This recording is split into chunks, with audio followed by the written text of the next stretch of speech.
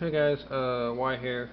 This is going to be a video response towards a user who is having issues with using the TCCTOOL guide for the S9 or the J3. Now, back when TCCTOOL didn't work, I thought that you could load the J3 firmware to the S9, but that bricked my S9 and I RMA'd it, and they sent it back to me with repairing it and whatnot. But since then, TCCTOOL has been ported to work with the S9 and the J3, but there have been some issues with some users that I've been reading about. Basically, when you do the last step, it would freeze at the loading screen, and the J3 would just be unresponsive. Now this is particularly with the J3. I haven't really had any issues with any S9 users, but with J3 users, this is probably a must-do step that I'm going to demonstrate here. So right now I've downloaded the J3 firmware, and I'm going to go into my TCCTOOL folder, which is located on the root of my C drive. We're going to delete that. Well, no. We're going to copy the name of the file, and we're going to delete it as so, and we're going to drag the FW file, which is the actual firmware file. We'll exit that. Now we're going to name it. I'm going to paste. Just going to name it S9 FW. So we got that cleared out. We can now go ahead and exit that. And so now we are going to I've already have this stuff inputted in command, and I just did this recently, so this is just going to be a overview of it. So I'm going to click that, and what's going to happen now is the S9 is going to start up.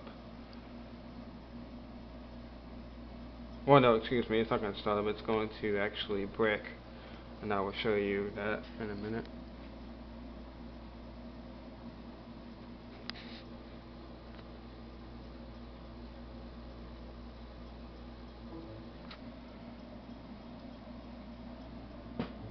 Okay, so that's stuff back up. You want to just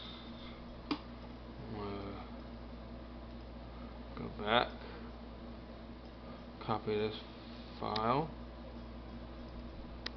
over to the root of the S9.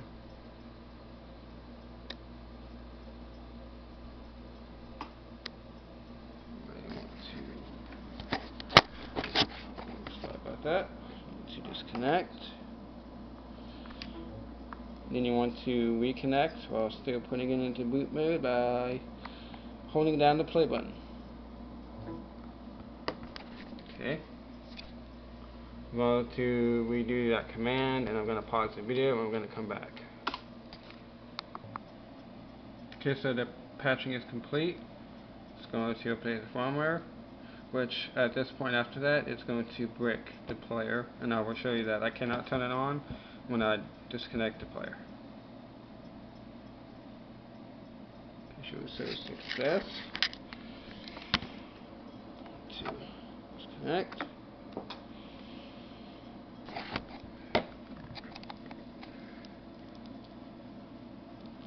See, I cannot turn it on, so now I'm going to plug it back in, and we're going to try to install the S9 firmware. Okay, so here we are back, and I have just already done the step to upload the S9 firmware. So I'm going to pause, we're going to come back. Okay, so we're back, and now that it's loading up,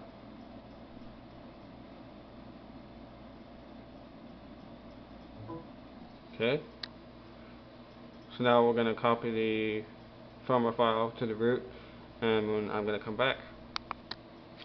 Actually, you can copy all of the files to the root just to install everything. Okay, we are here with the final step, finally uploading the firmware to the S9, firmware.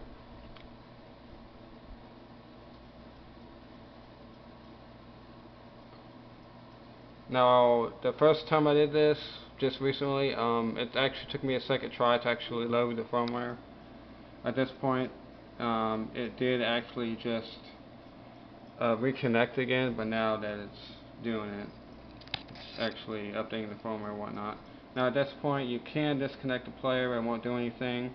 Well, once this process is done, it will shut off, and then you should be able to turn on your S9 or your J3. In my case, it's the S9, of course.